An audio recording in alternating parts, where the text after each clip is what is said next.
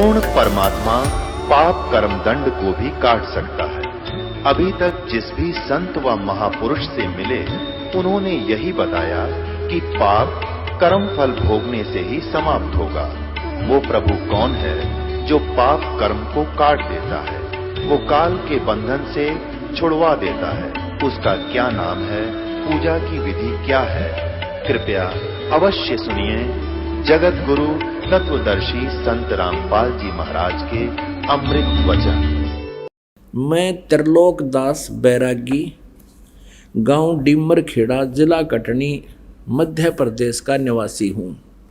मैंने दिनांक 27/6/2010 को नाम दान लिया था। जब मैंने नाम लिया था तब मुझे मालूम नहीं था कि नाम दान नहीं बल्कि अमृत ले रहा हूँ। मेरी बात आपको अतिशयोक्त लगेगी, लेकिन कसम मुझे गुरुदेव की चरणों की, इसमें मैंने जो भी अनुभव किया है या जो भी प्रमाण मेरे सामने मैंने कल्पना भी नहीं की थी, जो मुझे लाभ मिला है उसकी कहता मैंने कल्पना भी नहीं की थी मेरे साथ ऐसा चमत्कार होगा। नामदान लेने के 6 माह तक मैं गुरुजी की बताई हर विधि का पालन करता रहा। अचानक 6 माह के बाद मेरा 1 वर्ष का पुत्र बीमार हो गया, जिसका जन्म 5 पुत्रियों के बाद हुआ है। मैं अपने पुत्र का इलाज लगातार 1 माह तक MBBS डॉक्टरों से करवाता रहा, मगर 1 माह तक बालक ठीक नहीं हुआ। अचानक मेरा बालक एक दिन सुबह 9 बजे से आंखें बंद कर लिया, मतलब बेहोश हो गया। मैं उसे लेकर उमरिया पान भागा। वहाँ सभी डॉक्टरों ने इलाज करने से मना कर दिया। ये उमरिया पान कोई तहसील होगी। मैं उसे लेकर सिहोरा गया। सभी जगह MBBS डॉक्टर है, मगर पुत्र की हालत देखकर सभी ने इलाज करने से मना कर दिया। मानो वो बताना चाहते हैं कि तुम्हारा पुत्र की मृत्यु हो चुकी है। पुत्र की उम्र सिर्फ 1 वर्ष थी। हिम्मत बांधकर एक डॉक्टर ने कहा कि अगर इसे ऑक्सीजन मिल जाए तो शायद कुछ हो सकता है।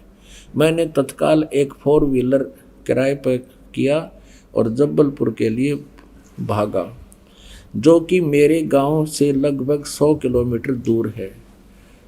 तो वहाँ गया। कहती वहाँ जाकर फिर डॉक्टर ने बताया, मैंने सुई भी लगा कर देख ली, इसका टसमस से भी नहीं हो रहा। सुई लगा लगा के देखी, करने गई तो ख़त्म हो चुका है।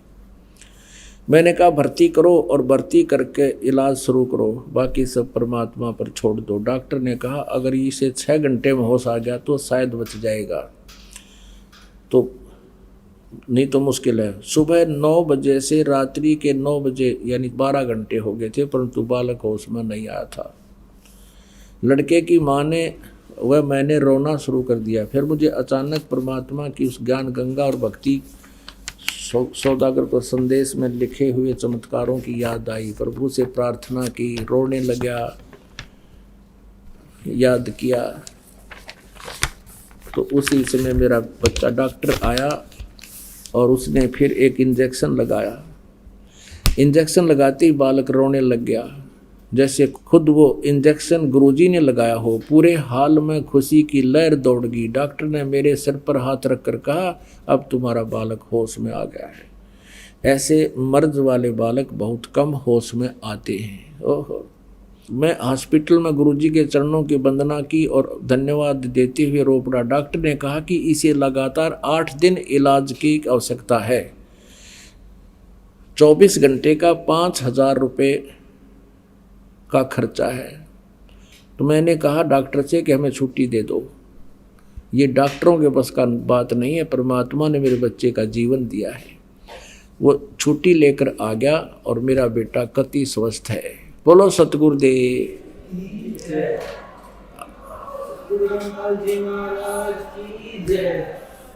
आगे क्या बताता भक्त?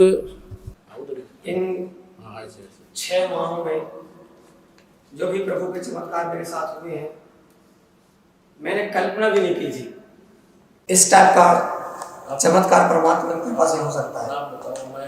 मैं त्रिलोक दास बैरागी ग्राम भीमरखड़ा, जिला कटनी, मध्य प्रदेश से हूँ। 27/6/2010 को मैंने नाम डाल लिया था। और मेरे पुत्र की अभिलाषा को लेते हुए 5 पुत्रियों को जन्म हुए। अंत में परमात्मा की कृपा से मेरे यहाँ एक पुत्र हुआ, लेकिन 1 वर्ष का होते ही उसका स्वास्थ्य ऐसा बिगड़ा कि उसका मर्ज, जिसको डॉक्टर लोग मस्तक ज्वर बोल देते हैं, और मस्तक में बुखार जाता है तो बच्चा कोमा में चला जाता है। ठीक इसी प्रकार का मेरे बच्चे के साथ हुआ। और जो देहातों में डॉक्टर होते हैं MBBS वगैरह, उन सब ने मना कर दिया इलाज करने के लिए। मुझे लगा कि मैं बच्चे से अपने हाथ धो दूंगा, लेकिन परमात्मा पर विश्वास रखते हुए मैं उसे Jabalpur Bharat hospital research centre जो है वहां ले गया, जहां की बॉम्बे और दिल्ली के डॉक्टर हैं। उनने ही बच्चे की हालत देख के जैसे केस लेने से मना किया उन्होंने कि इसको अगर भर्ती करेंगे तो बहुत बड़ा रिस्क है, हो सकता है ना बचे, इसलिए बहुत सोच समझ लो। लेकिन मैंने परमात्मा पर विश्वास रखते हुए कहा कि आप मेरे पुत्र को भर्ती करो, बाकी सब परमात्मा पर छोड़ दो। जब रात्रि के सुबह 9 से रात्रि के 10 बज चुके थे, बच्चा होश में नहीं आ रहा था, तो मुझे भक्ति सौदागर संदेश और ज्ञान गंगा पर लिखित चमत्कार पर मेरा अचानक ध्यान गया, और मैं साष्टांग प्रणाम करके उसी हॉस्पिटल में गुरुदेव को ध्यान करना शुरू किया। रात्रि में 12 बजे के आसपास जब डॉक्टर राउंड पर आया तो उसने पूछा, बताओ बेटा पुत्र की हालत क्या है। मैंने कहा जिस टाइप से मैं सुबह लेके आया था उसी टाइप से परंपरा में भी डला है, ना रो रहा ना कुछ ही। डॉक्टर ने एक सुई मंगाई और बोला कि एक इंजेक्शन जो 12 बजे रात में लगता है उसको यहाँ पर जान पर लगाया डॉक्टर ने, और वो इंजेक्शन लगाते ही बच्चा रोने लगा। वो सुई से हुआ, वो सुई लगते ही रोया बच्चा। परमात्मा की दया देख के मैं प्रफुल्लित हुआ, और जो मैं सुबह दुख में रो रहा था वो आंसू मेरे खुशी में बदल गए। और मैंने गुरुदेव का बहुत बहुत धन्यवाद किया। डॉक्टर ने सुबह मेरे से बोला भी कि अब इसको 8 में भर्ती रखो। मैंने कहा आप हमें छुट्टी दीजिए, अब परमात्मा ने रजा बख्शी है, जो भी होगा देखा जाएगा। उसने बोला अगर घर ले जाओगे तो कुछ खतरा हो सकता है। आज मेरे को बालक को घर लाए 6 माह हो गए, बालक को बुखार भी नहीं आ रहा, और वो 1.5 साल का बालक। समस्त गुरुजी की तस्वीर में 500 रुपए की बनवाई है बड़ी, जो अपने पूजा कमरे में रखी है, उसको वो स्वयं जाके और बंदगी में जाता है। मैं 15 साल से स्कूल में चपरासी का काम कर रहा था। संभाग से अचानक यहां से, मतलब गुरुजी का आदेश है किसी को तंबाकू लाके नहीं देना, किसी को गुटखा लाके नहीं देना, ये पाप लगता है। मेरे को बहुत मजबूरी हो रही थी, जब मेरे से लोग आर्डर मारते थे कि जाओ पान लेके आओ, जाओ तंबाकू लेके आओ, तो मैं मना करता था। साहब लोग थे लेकिन मना करता था और बताता था गुरुजी का आदेश है, मैं ये नहीं कर पाऊंगा। गुरुजी ने ऐसी रजा बख्शी कि अचानक मेरा प्रमोशन हो गया और मैं चपरासी से बाबू हो गया। बोलो सतगुरुदेव की जय। अभी 1 जनवरी को मैं, बलजी महाराज की जय। अभी 1 जनवरी 2011 को मेरा प्रमोशन हुआ और मैं चपरासी से हायर सेकेंडरी मुरवारी में क्लर्क हो गया। अब मुझे ना तंबाकू ला के देना पड़ रही और ना पान, और मैं जो जमाने को कुर्सी रखता रहा लाके, आज कुर्सी में बैठता हूं और गुरु जी को धन्यवाद देता हूं। मेरा एक छोटा भाई है, उस MA करने के बाद भटक रहा था यहाँ वहां। मैं गरीब आदमी, उसे B.Ed नहीं करवा पा रहा था, लेकिन यहां से नाम लेने के बाद मैंने उसको B.Ed की परीक्षा दिलवाई। B.Ed में 33 अंक पाना जो बहुत जरूरी होता है, तब एडमिशन मिलता है कॉलेज में। लेकिन उस मेरे छोटे भाई को सिर्फ 29 अंक मिले हैं। इस बार बोर्ड ने 28 अंक वालों को उठाया, जिस कारण से मेरे भाई को B.Ed में सिलेक्शन मिला और आज वो जबलपुर कॉलेज में बीएड कर रहा है। बोलो सतगुरु गुरुदेव की जय। बंदी छोड़ सतगुरु रामपाल जी महाराज की जय। मेरी साइकिल खरीदने की औकात नहीं थी जब मैं नाम दे लेने आया था। प्रभु की ऐसी कृपा हुई, अभी 6 महीना पहले मैंने 55,000 की हीरो होंडा खरीदी नहीं, जिसमें गुरु जी का नाम लिखवाया मैंने ऊपर, और उसमें गुरु कृपा भी लिखवाई थी। आज ये जो मैं सुख और शांति देख रहा हूं, जो मेरी आज इज्जत बढ़ी, ये सब गुरु जी की कृपा से हुई है। बोलो सतगुरुदेव की जय हो। सच्चा, अच्छा बेटा, शाबाश, जा बेटा शाबाश। अब पुण्यात्माओं, आपके समक्ष इस प्यारी आत्मा ने अपना, अब देखो 1 साल नाम लिए हुआ है, सच्ची लगन से इसने अधिकारियों से भी संघर्ष किया कि मैं अपना नियम भंग नहीं करूंगा, परेशानियां भी उठाई। परमात्मा ने कहा बेटा तेरा झंझट ही मिटा देता हूँ, कल रख बना दिया। और अभी इसने बताया कि पहले मेरा लड़का बेहोश था, डॉक्टर ने ऑक्सीजन भी दे ली, सारा कुछ कर लिया। डॉक्टर ने कहा 6 घंटे में अगर जो होश में आ गया तो जीवेगा, ना जीवे नहीं। 12 घंटे हो गए और होश में नहीं आया। डॉक्टर ने पहले सुइयां मार मार कर देखी थी, टस से मस नहीं हुआ था। रात के 12 बजे जब डॉक्टर ने सुई लाई थी, इंजेक्शन के साल आंधे एक्शन कर देगा, वो 1 घंटा बाद असर दिखाया करे। सुई नहीं, वो चुभने से ही बच्चा रो पड़ा एकदम, और बचाना तो मालिक ने था। और वो डॉक्टर का 8 दिन रखो, ये छोड़ी थारे बस का था ही नहीं, हो तुम्हारे तो उस एक्शन पीरियड से आगे जा चुका था। हमारे कबीर भगवान ने जीवित किया है, और आज वो बच्चा स्वस्थ है, 6 महीने हो गए। बोलो सतगुरुदेव।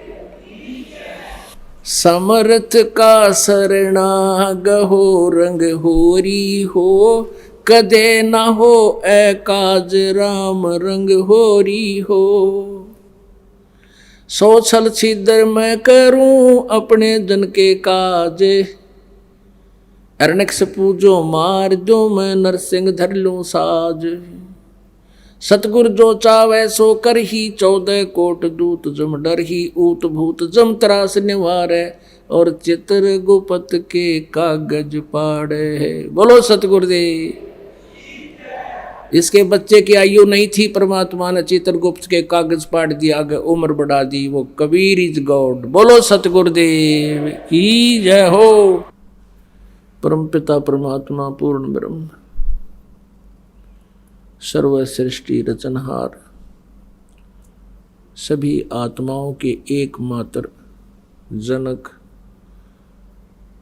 सबके हितैषी, ये वो परमेश्वर हैं जो बनारस में, काशी में, भारतवर्ष की पवित्र धरती पर काशी शहर में बने एक लहर तारा नामक तालाब पर शिशु रूप धारण करके विराजमान हुए थे।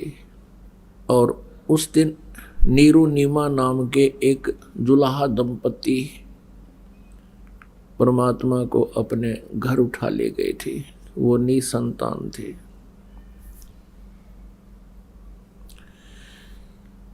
वो परमात्मा प्रत्येक युग में आते हैं।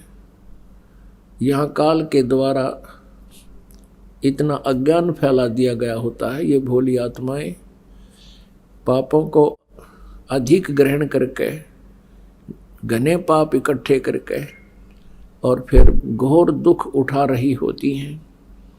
तब वो परमात्मा यहाँ आते हैं, अपनी समर्थता से अपनी प्यारी आत्माओं को सुख देते हैं, उनको यथार्थ ज्ञान देते हैं, अपने निज स्थान का ज्ञान कराते हैं, और ये भी बताते हैं कि तुम यहाँ के रहने वाले नहीं हो।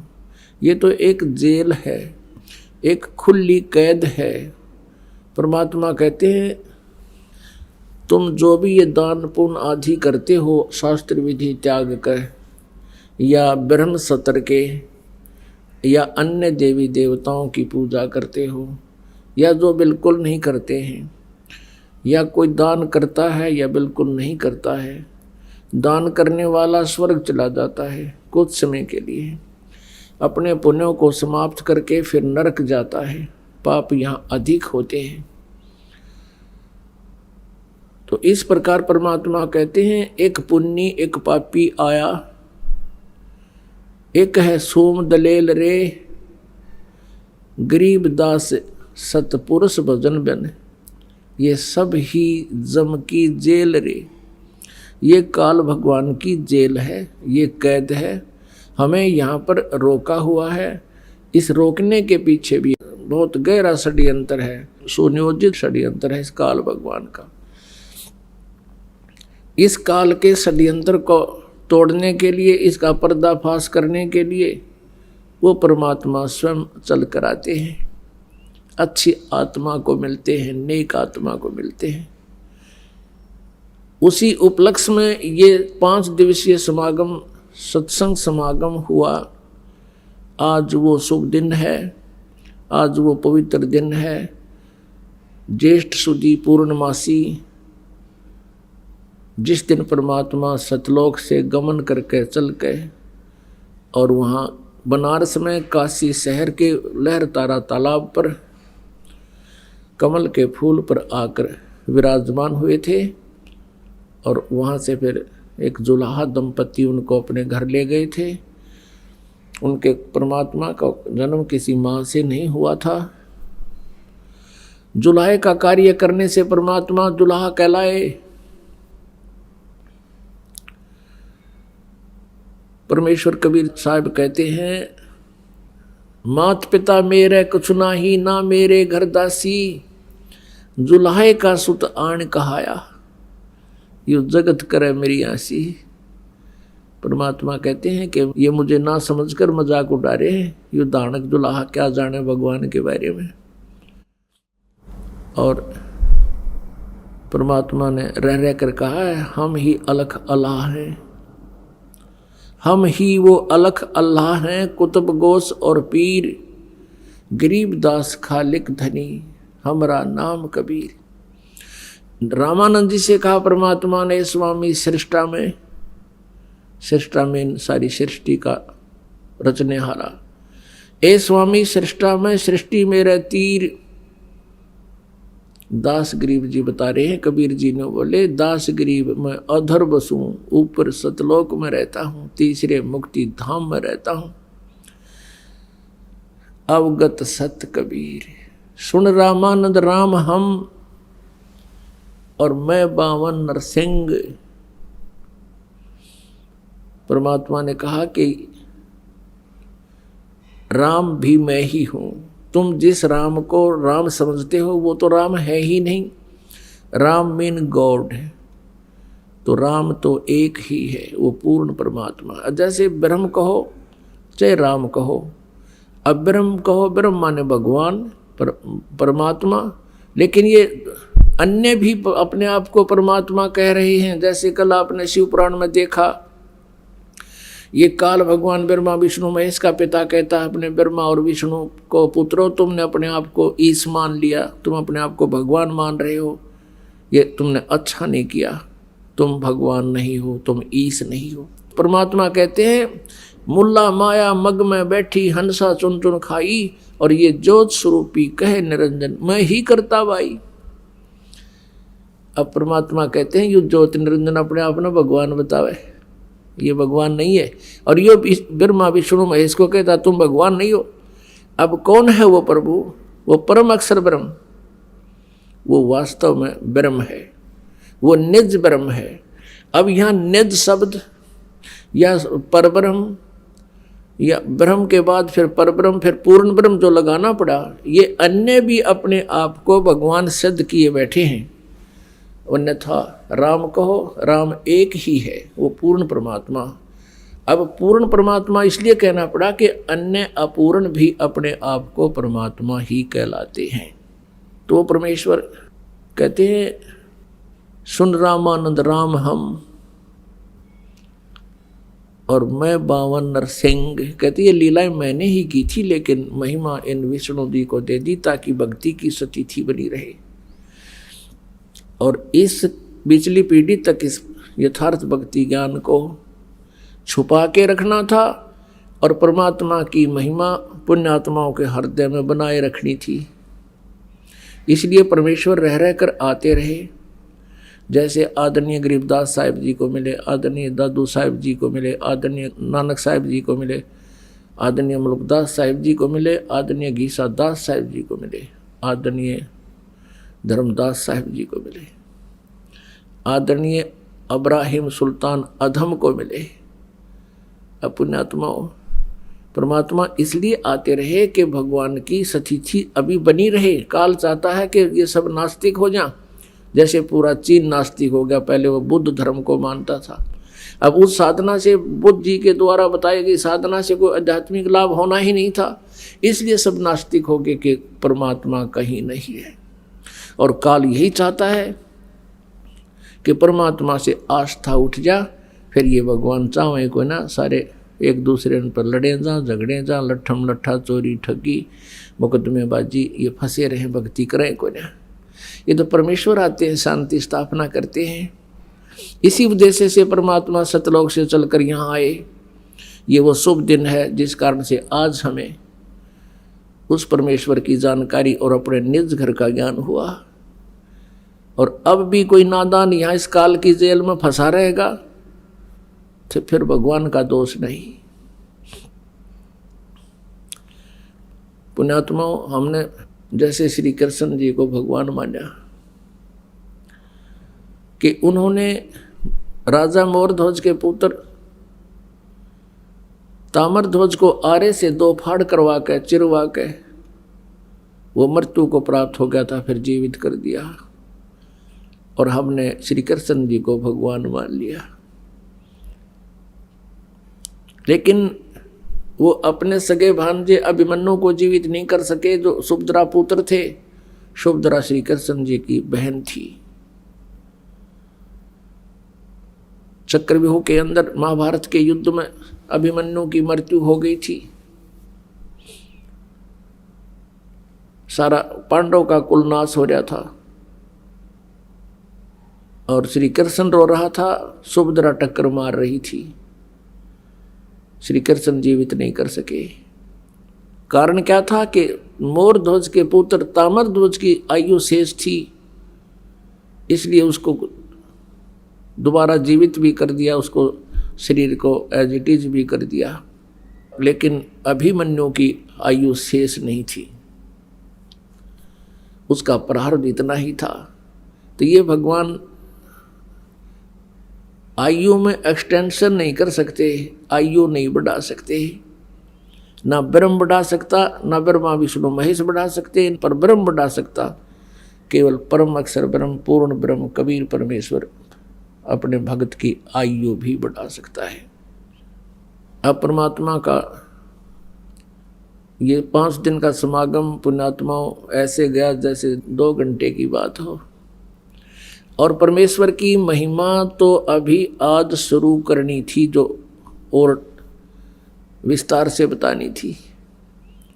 ये 5 दिन में तो माल्य की महिमा का अंश ही बताया गया था और ये 5वां दिन आ गया। हमने 7 दिन भी सत्संग किए, ऐसे ही 2.5 घंटे सुबह, 2.5-3 घंटे शाम, और इतना आनंद आता तो भी परमात्मा की हम व्याख्या पूरी नहीं कर पाते। पूरा वर्ष गुजर जाता है, महीने में 2-2 बार 3-3 दिन के सत्संग होते हैं, तो परमात्मा की महिमा फिर भी शेष रह जाती, क्योंकि इसकी महिमा अनंत है। फिर भी कुछ आज प्रकाश और विशेष डालेंगे। परमेश्वर कबीर जी ने अब दोनों ही लीलाएं की। एक दिल्ली का बादशाह सिकंदर लोदी था, उसको असाध्य रोग हो गया था। उसने सभी जंतर मंत्र भी करा लिए थे, हिंदू और मुसलमान सभी पीर फकीरों से, गुरु और ब्राह्मणों से, धार्मिक अनुष्ठान जैसा भी जिसने जो कहा उसने खूब करा लिया। उसको कोई राहत उसके रोग में नहीं मिल रही थी। जलन का रोग था। जलन का रोग ऐसा होता है जैसे पैर जल जाए अग्नि से या चाय से या गर्म किसी भी वस्तु से, फिर उसको एक विशेष पीड़ा होती है। तो ऐसी जलन के रोग में पीड़ा होती है, लेकिन वो ऊपर से किसी पदार्थ से जला हुआ नजर नहीं आता। पूरे शरीर में ऐसी दाह लग जाती है। और सिकंदर लोधी बहुत क्रूर राजा था, हिंदुओं से मुसलमान बनाया करता था जबरदस्ती। राजा होकर के ये और भी बहुत दुष्कर्म कर डालते हैं। इसलिए परमात्मा कहते हैं तब से राज राज मदमानम जन्म तीसरे शुक्र सवानम। राज्य का पद पाकर ये इंसान इतना फूल जाता है, कुछ भी ऊंच नीच नहीं देखता, भगवान से भय खत्म हो जाता है, सब यशमैन हो जाते हैं। फिर ये मनमानी करके और नरे पाप इकट्ठे कर लेता है, फिर उन पापों का भोग भी उसी को भोगना होता है। उसी पाप कर्म के आधार से जन्म जन्मांतर के पाप हमारे संचित होते हैं, उन्हीं में से कुछ पुण्य और पाप मिला के मानुष जीवन में प्रारब्ध बना दिया जाता है। अब सिकंदर लोधी जी ने सब जगह अपना इलाज करवाया। पहले तो सभी ने जंतर मंत्र बताए, फिर अंत में कह दिया कि राजन हमारे पास ऐसी औषधि है, आग लगा दे लकड़ी में और कितनी जोर से जल रही हो 1 सेकंड में बुझा देगी। ऐसा ही करके दिखा दिया। और ये औषधि आपके काम नहीं कर रही, बिल्कुल भी निष्क्रिय होगी है। तो परमात्मा कहते हैं कि जब जीव के पाप बढ़ जाते हैं, ये मेडिसिन भी रिएक्शन करना शुरू कर देती है। तो पुण्यात्माओं, प्रारब्ध पाप से जो कष्ट हुआ है उसका औषधि काम नहीं कर सकती, उसमें परमात्मा की रहम की आवश्यकता होती है। सभी ने ये बता दिया कि तेरा ये प्रारब्ध का कर्म है, तेरे भाग्य में लिख दिया गया है विधाता ने, इसका अंत तेरी मृत्यु के साथ ही होगा, इसका कोई विकल्प नहीं। एक दिल्ली का बादशाह, अब वो क्या ट्रीटमेंट नहीं करवा सकता, उसने ये कह दिया कि जो मेरा इलाज कर देगा उसको मुंह मांगा धन दूंगा। लेकिन सब विफल रहे। किसी ने बता दिया कि काशी में एक बहुत पहुंचे हुए महापुरुष हैं और कबीर नाम है उनका, यदि वो आप पर रहम कर दे तो आपका रोग दूर हो सकता है। और भी बहुत से प्रमाण बताए कि उसके ऐसे गड़बड़ थी, वो ठीक हो गया। दिल्ली में भी एक ऐसा व्यक्ति था, उसको ऐसे ठीक हो गया। फलाने गांव में ऐसे था, उसको ऐसे आराम हो गया। तब राजा को कुछ आशा की किरण दिखाई दी। सभी अपने मंत्रियों से कहा कि तुम काशी में चलने का प्रबंध करो।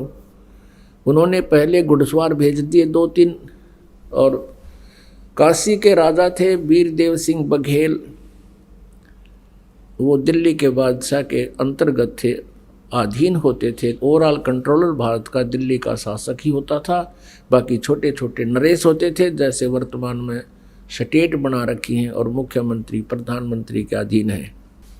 उधर से एक शेख तकी नाम का मुसलमान पीर, जो मुसलमानों का हेड गुरु था, हेड पीर था, और वो राजा का भी गुरु था, और उस शेख तकी के कंट्रोल में पूरा मुसलमान समाज था। इसलिए उस शेख तकी को सिकंदर लोधी साथ रखता था और उसे परामर्श लेकर के कार्य करता था कि कहीं कोई ऐसा मैं धर्म विरुद्ध काम ना कर दूं जिससे जनता में रोष उत्पन्न हो जाए। और ये भी एक राजनीति थी कि कोई इधर उधर रुक चुक होगी तो ये शेख तकी उनने आप सेट कर लेगा। अब हाथी के ऊपर सवार होकर के, हाथी के ऊपर एक अंबारी होती है, राजा लोग हाथी पर चलते थे। हाथी पर चलने से उसको किसी प्रकार की जो है ना झटके नहीं लगते, हाल नहीं लगती, आखड़ी नहीं लगती। बहुत एक अच्छी यात्रा, कंफर्टेबल ट्रैवलिंग मानते थे हाथी के ऊपर चलना। और उसके ऊपर एक कक्ष बना दिया जाता था, एक रूम काठ का, उसमें राजा चलते चलते विश्राम भी करता था, बैठता भी था। हजारों की संख्या में अंगरक्षक साथ सैनिक चल पड़े, पहुंच गए वीर सिंह के पास। जो ही वीरदेव सिंह बघेल काशी के नरेश के पास सिकंदर लोधी पहुँचे तो उनके आओ भगत में उन्होंने खाने के लिए पूरी मेज पर काजू, किशमिश, सेब, संतरे और जो भी नाश्ते में होते हैं सब वस्तु उपलब्ध करवा दी और खड़ा होकर कहा, ए राजन नाश्ता कीजिए। सिकंदर ने कहा कि वीर सिंह, मैं आपकी आओ भगत से मैं बहुत संतुष्ट हूँ, पर मैं खा कुछ नहीं सकता। मेरे एक ऐसी भयंकर बीमारी है कि मैं ना कुछ खा पा रहा हूँ, ना मैं सो पा रहा हूँ, ना मैं रो पा रहा हूँ।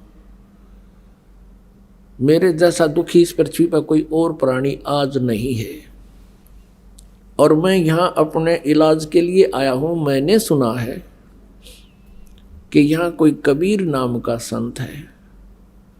आप तो यहाँ के रहने वाले हो, आपको तो अवश्य उनकी जानकारी होगी। उधर से परमेश्वर कबीर जी की महिमा से परिचित होकर और ज्ञान से प्रभावित होकर वीर देव सिंह बघेल पहले ही परमेश्वर कबीर जी के शिष्य हो चुके थे और वो तो वहाँ हजारों ऐसे प्रमाणों को आंखों देख चुके थे और स्वयं के साथ भी घटना घटी उनको भी देख चुके थे कि ये खुद मालिक आए। वीर सिंह की आंखों में आंसू आ गए और कहा कि राजन, आप ठीक ठिकाने आ गए, आप बिल्कुल दुरुस्त स्थान पर आ गए और आपका रोग अब रहेगा नहीं, यदि वो मेहर कर देंगे। वीर सिंह जी से ये बात सुनकर सिकंदर के मन में बहुत खुशी हुई और सोचा कि अब बात बनेगी। तो सिकंदर ने कहा कि वीर सिंह बुलाओ, शीघ्र बुलाओ उसको, मैं बहुत दुखी हूँ। कबीर को शीघ्र बुलाओ।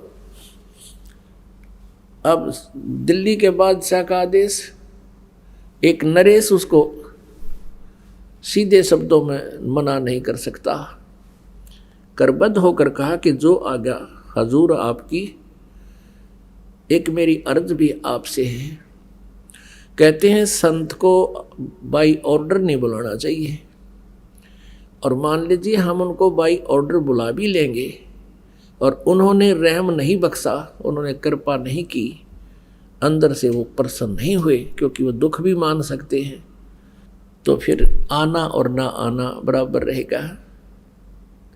और कहते हैं संत को बुलाना नहीं चाहिए, स्वयं चलकर उनके द्वार पर जावे, नतमस्तक होवे, तो प्रसन्न होगे तो राहत मिलेगी, खुश होकर आशीर्वाद देंगे तब राहत मिलती है।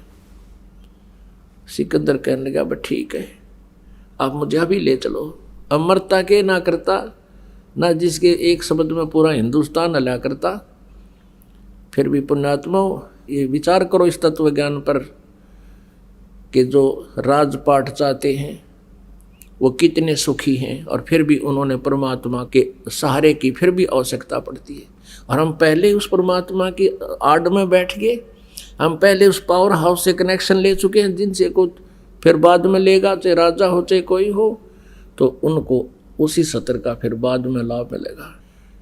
अब वीर सिंह बघेल को पता था जिसमें वो सिकंदर लोधी ने चलने को कहा, उस समय जो समय था वो कबीर जी के घर पे मिलने का नहीं था, शाम का समय था।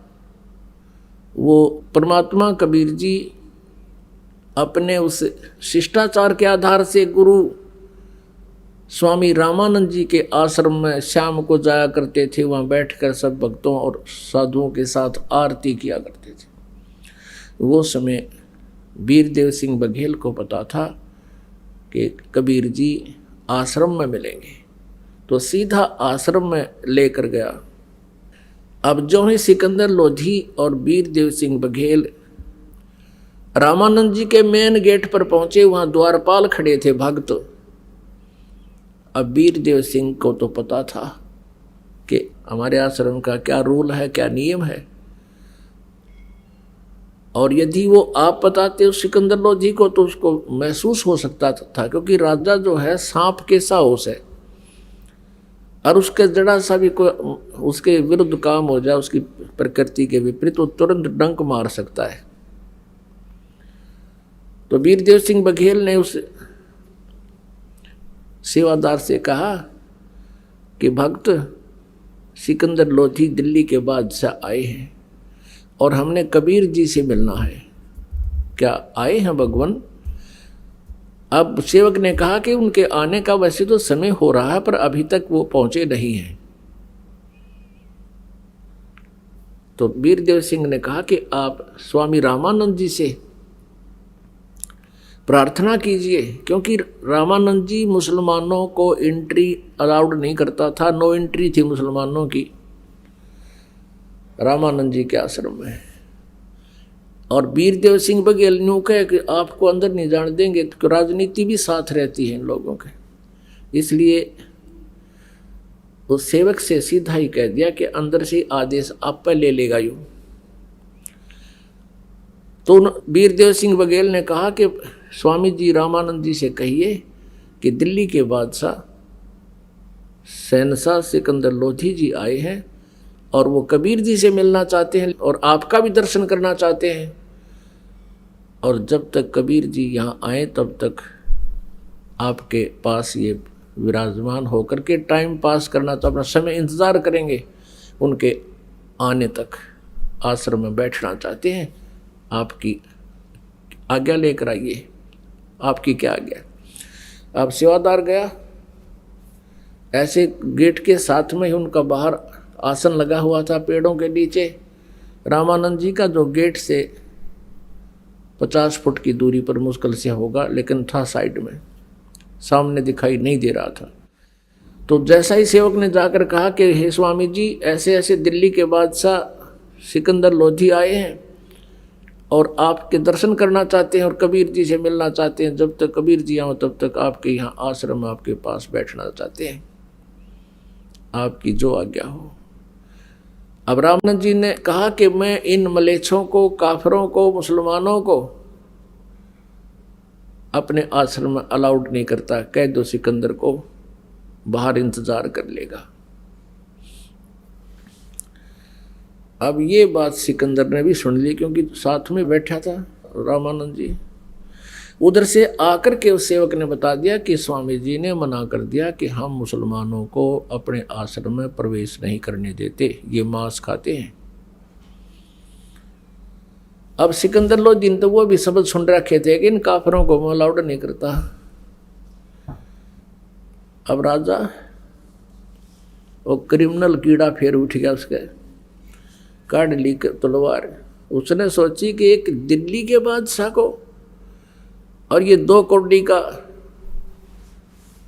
एक ऋषि ऐसे पेश आ रहा है, तो अन्य के साथ इसका क्या व्यवहार होगा। निकाल कर तलवार पहुंच गया अंदर, फिर किसकी परमिशन की जरूरत थी। और जाते ही रामानंद जी के कि तुम हमें काफिर कहता है, ले तुझे मजा चखा, तो उसकी गर्दन काट दी तलवार से, 2 टुकड़े हो गए। अब ये मन गलती तो करवा दे है एक बार, आत्मा फिर रो है, देख इस नीच ने फिर के कर दिया कर्म। आत्मा रोती है, मन को बहुत धिक्कारती है। अब फिर उसका तुरंत याद आ गई। सिकंदर लोधी कहने लगा, वीर सिंह मैं बहुत नीच आदमी हूँ, देख मेरे किसे खोटे कर्म लग रहे हैं। आया था अपना दुख निवारण करवाने के लिए, और देख गुस्से में आकर मैंने महात्मा की हत्या कर दी। अब कबीर जी भी मुझे राहत नहीं देंगे, क्योंकि मैंने उनके गुरु को मार दिया। अब चल वीर सिंह, चलते हैं वापस। अब कहते हैं परमात्मा 100 छल छिद्र मैं करूं। अब फिर वो न्यों भी डर गया कि कबीर जी बहुत पहुंचे हुए महापुरुष हैं, और उन्होंने यदि तुझे श्राप दे दिया तेरी और बिरान माटी होएगी। अब जो ही वो आश्रम से दोनों राजा बाहर आए, सामने से कबीर परमेश्वर आश्रम में आ रहे हैं। अब वीर सिंह जी ने देखा आगे भगवान, तो अब वो शिष्य था उनका, दंडवत प्रणाम किया और कहा राजा से कि ये आगे भगवान, ये आगे हैं कबीर जी। अब सिकंदर लोधी की तो घीघी बंद रही थी, अगी आगे आगे तय मर गया तू तय। अब एकदम डरते ने उसने भी दंडवत प्रणाम किया, और पुण्यात्मा परमात्मा से लाभ उसी समय मिलता है जब हम अति अधीन हो जाते हैं। तो परमेश्वर ने उस सिकंदर लोधी को राहत देने के लिए ये भी एक लीला करनी पड़ी, और रामानंद जी भी सेट करने थे, उसमें भी कमजोरी रह रही थी। एक तीर से 2 शिकार किए दाता ने।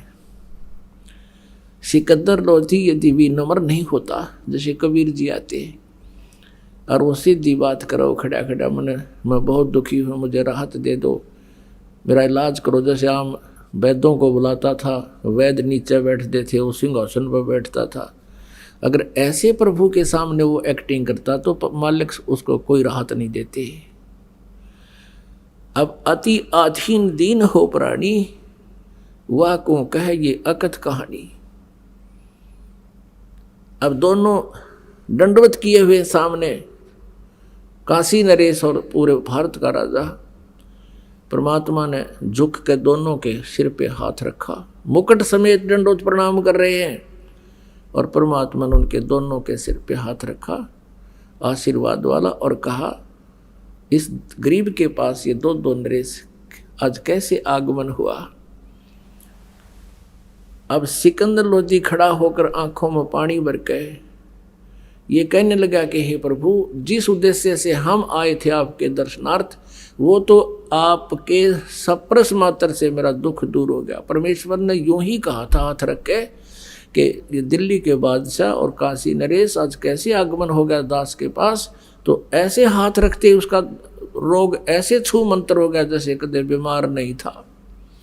एकदम राहत पूरे शरीर में, बिल्कुल खुशी की लहर दौड़ गई, और सिकंदर लोधी ने समझ लिया ये तो अल्लाह आए हैं।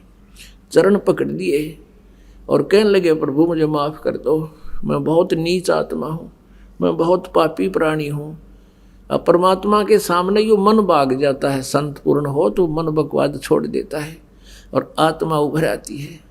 आत्मा भी नम्र है, ये मन दुष्ट है, इन दोनों का संयोग है। काल ने इसका अपना एजेंट इसके साथ छोड़ रखा है कि ये इसको पूरा प्रताड़ित करना है, मेरे पाप करवाने हैं, और परमात्मा की भक्ति से फिर ये मन रहता तो साथ है लेकिन अनुकूल हो जाता है। अब परमेश्वर ने कहा क्या बात है कि भगवान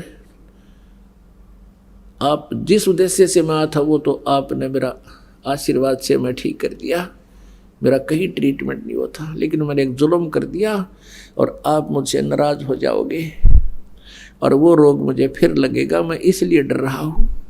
परमेश्वर ने कहा क्या कारण है, उसने सारी कहानी बताई थी। कहा प्रभु हमने आपके इंतज़ार के लिए आश्रम में प्रवेश चाहा था, स्वामी जी ने हमें अभद्र तरीके से पेश आए और बहुत कटु वचन बोले, और मेरे अंदर ये राजपाट का नशा, ये मेरा दुश्मन मेरे साथ था, और भगवान मुझसे भारी गलती होगी, मैंने आपके गुरुदेव की हत्या कर दी। अब उसके मुंह की तरफ देख रहे थे सिकंदर लोधी कि अब ये गुस्सा हो जाएंगे और फिर मुझे शराब देंगे। तो परमात्मा ने कहा कि सिकंदर कोई किसी को नहीं मारता। अब स्वामी जी की मृत्यु आप ही के हाथ से थी, ये संयोग था इनका, आज इनकी मृत्यु होनी थी और आपसे ही होनी थी, इसके प्रारब्ध में थी। और आजा कोई बात ना, एक काम करना, अब ऐसे मत जाना, इसका अंतिम संस्कार करवा के जाना, नहीं तो आपको जनता बहुत भला बुरा कहेगी। अब जब परमात्मा ने कति सिकन भी नहीं करी, कोई गाली नहीं दी, कोई क्रोध नहीं किया, सिकंदर लोधी जान गया कि तो परमात्मा ही हो सकते हैं। ना इतनी देर में तो आग बुबला हो जा और ना 20 गालियां दे क्या क्या श्राप दे दे। लेकिन कबीर परमात्मा वो सुख सागर हैं जो दुख नहीं दे सकते, क्योंकि उसको मालूम है सभी आत्मा मेरी है, किसने श्राप दूं और किसने ना दूं। अब जो ही अंदर गए तो देखा कि स्वामी रामानंद जी के 2 टुकड़े हुए पड़े हैं और गर्दन धड़ से अलग पड़ी है। सभी उपस्थित आश्रम के भक्त कहने लगे कबीर जी को कि भगवान के आज सिकंदर लोधी ने अपने गुरुदेव की हत्या कर दी। सिकंदर थोड़ा पीछे रह गया था, परमात्मा शीघ्र अंदर आ गए थे। परमात्मा कहने लगे, रे आपको इतना भी ज्ञान नहीं, संत कभी मरते हैं? कहते देही को सतगुरु कहिए सब धुंधर ज्ञान, और 4 दाग आवे नहीं उसको सतगुरु जाने। ये देही सतगुरु नहीं, इसके अंदर जो आत्मा है उसमें जितनी भक्ति कर ली वो आत्मा 4 दाग में नहीं आती। उनको ज्ञान आधार से संतुष्ट किया। इतने में सिकंदर लोधी फेर आ गया, वह सारे फेर सुकड़ गए। यो फेर आ गया भाई कसाई, ये तो फेर गड़बड़ करेगा। अब सिकंदर लोधी वहां खड़े हुए देख रहे हैं। परमेश्वर कबीर जी ने दंडवत प्रणाम किया अपने गुरुदेव के चरणों की तरफ, जहां पर धड़ पड़ा था और गर्दन थोड़ी दूर पड़ी थी, और फिर उठ करके उनके चरणों को स्पर्श किया कि हे गुरुदेव, आरती का समय हो गया, उठियो गुरुदेव, भगत समाज आपका इंतजार कर रहा है। इतना ही कहा था कि उसी समय वो गर्दन उठ गए, वो शीश उठ गए और उसकी धड़के ऊपर चिपक गया, और रामानंद जी एकदम बैठे हो गए। और सामने क्या देखा, फिर सिकंदर लोधी खड़ा देखा तो फिर कड़वी कड़वी आंख करी। तो परमात्मा कहने लगे, हे भगवान, हे परमात्मा, हे गुरुदेव, ये आपके बच्चे खड़े हैं।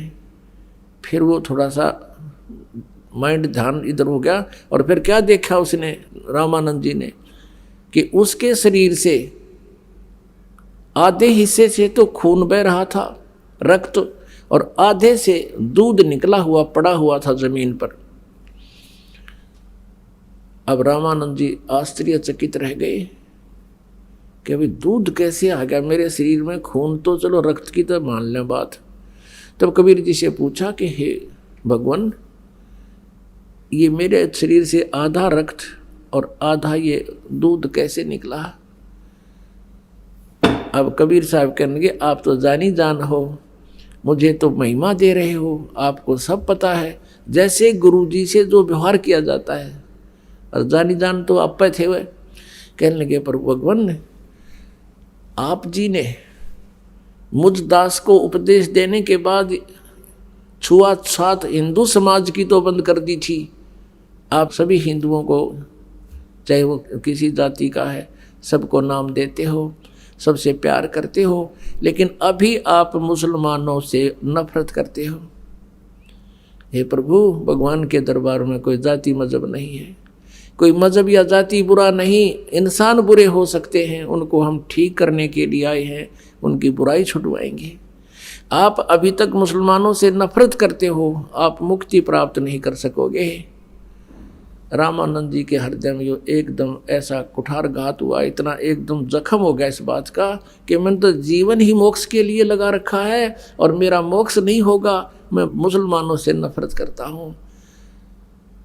उसी समय खड़े हो गए और खड़ा होकर सिकंदर लोधी को सीने से लगा लिया रामानंद ब्राह्मण ने, और कहा, बेटा, मैं तो घना नीच आदमी हूँ, पहले भी मैं एक ब्राह्मण के अतिरिक्त किसी को मैं अच्छा नहीं मानता था, और अभी भी मेरे अंदर ये दोष था कि मैं मुसलमानों से नफरत करता था।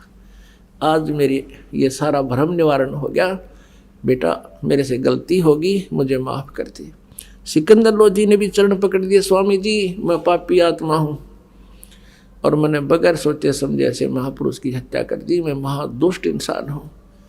आज मेरा सौभाग्य है कि आज मुझे कबीर परमेश्वर के दर्शन हो गए, मेरी आँखों के सामने ये सब लीला होगी। आज मुझे भी परमात्मा के पहचानने का सुअवसर मिल गया। उस दिन के बाद रामानंद जी किसी भी मजहब, धर्म या किसी भी व्यक्ति से कोई नफरत नहीं करने लगा। और परमेश्वर ने बताया कि स्वामी जी, आज आपकी आयु फाइनल थी, आज के बाद आपकी आयु नहीं थी, और अब ये आयु परमात्मा की दी हुई आपको मिली है। रामानंद जी कहते हैं, परमात्मा तो मेरे सामने खड़ा है, हे भगवान, मेरा ना जाने कौन से जन्म का पुण्य उदय हुआ जो आप मुझे मिल गए। मैं तो इतना नीच था, अब भी मैं अपने आप को सुपीरियर मान रहा था कि मैं तो बहुत नेक हो लिया, अब आपने दिखा दिया कि मैं कितना नीच था।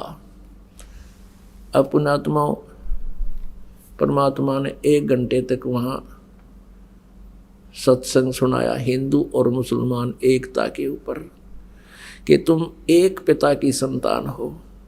इस काल ने आपस में इसलिए हमें 2 बना 4 बना रखा है, 20 बना रखा है, कि तुम आपस में लड़ते मरते रहो, कोई चैन से ना रह सके, और सभी एक परमात्मा की संतान हो, वही कुल का मालिक है।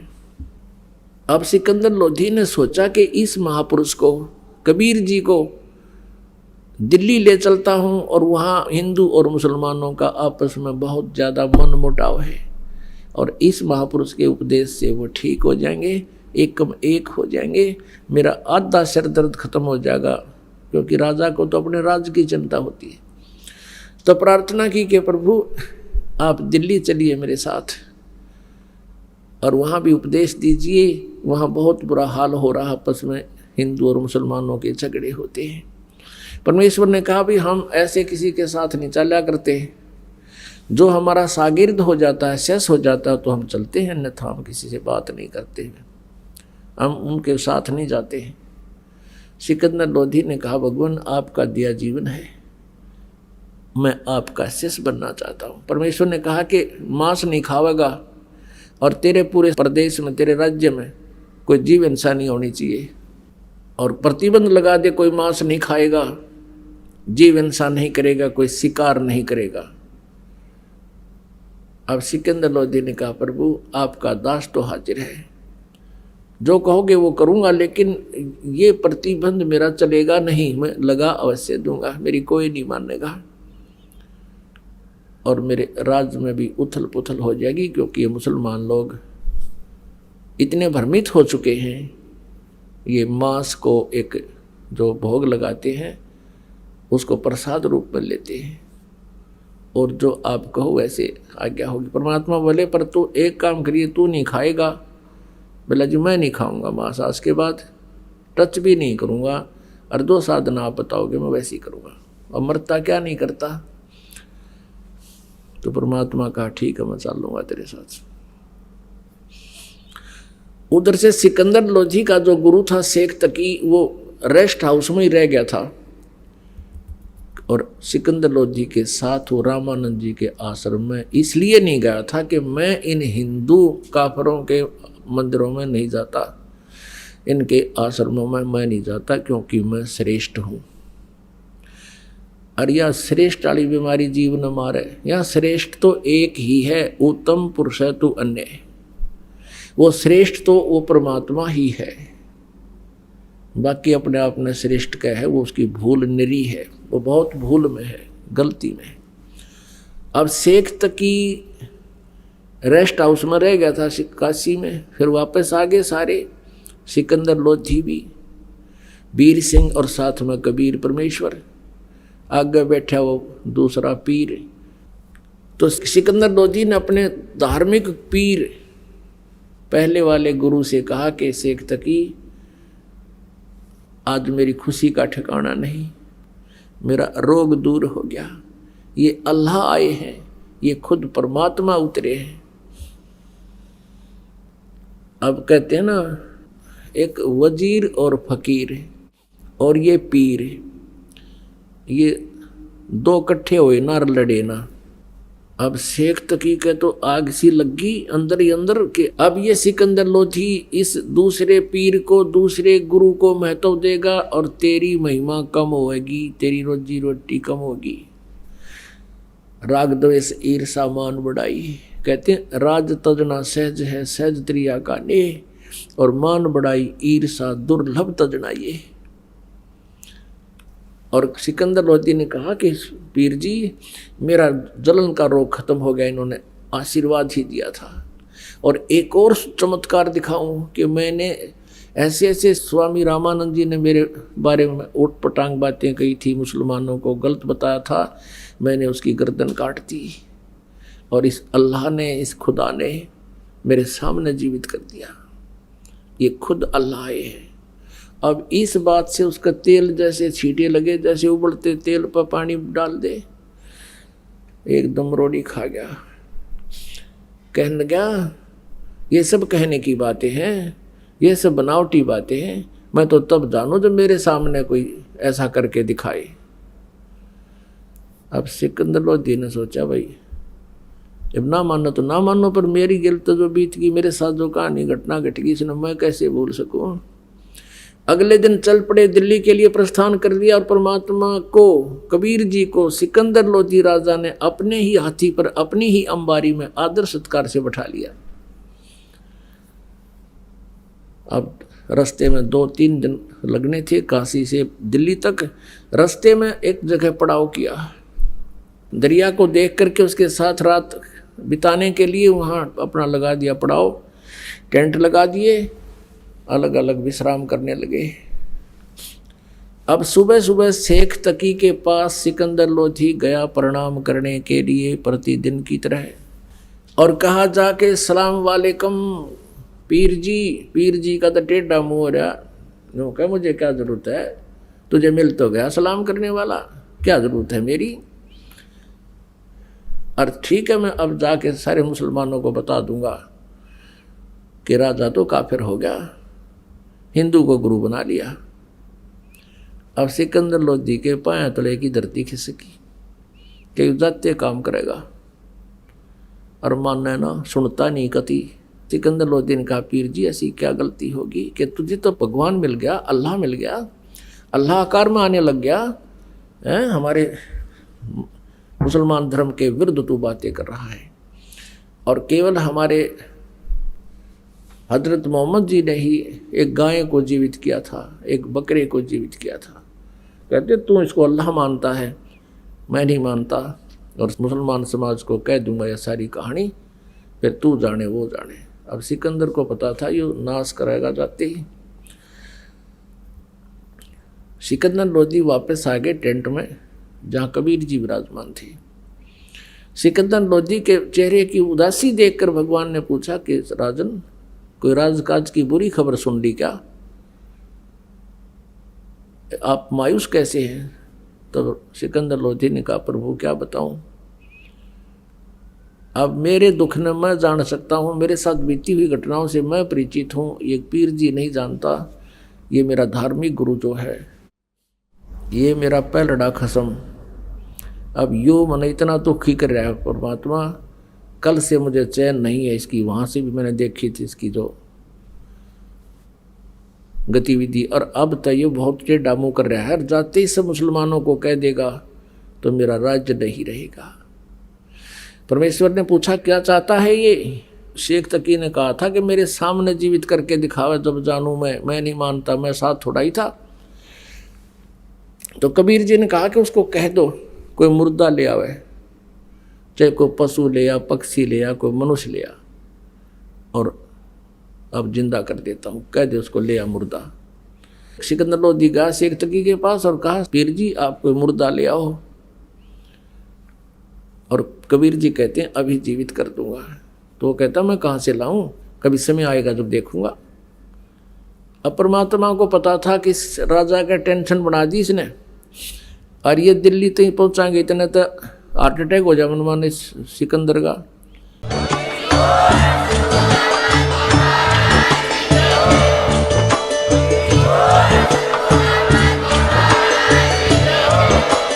आप सुन रहे थे जगत गुरु तत्वदर्शी संत रामपाल जी महाराज जी के मंगल प्रवचन। अधिक जानकारी के लिए विजिट कीजिए हमारी वेबसाइट www.jagatgururampalji.org। संत रामपाल जी महाराज जी के शुभ आशीर्वाद से पूरे विश्व भर में 500 से भी ज्यादा नाम दीक्षा केंद्र हैं, जिन पर संत रामपाल जी महाराज जी द्वारा ऑनलाइन निशुल्क नाम दीक्षा दी जा रही है। अपने नजदीकी नाम दीक्षा केंद्र का पता करने के लिए संपर्क करें 8222880541।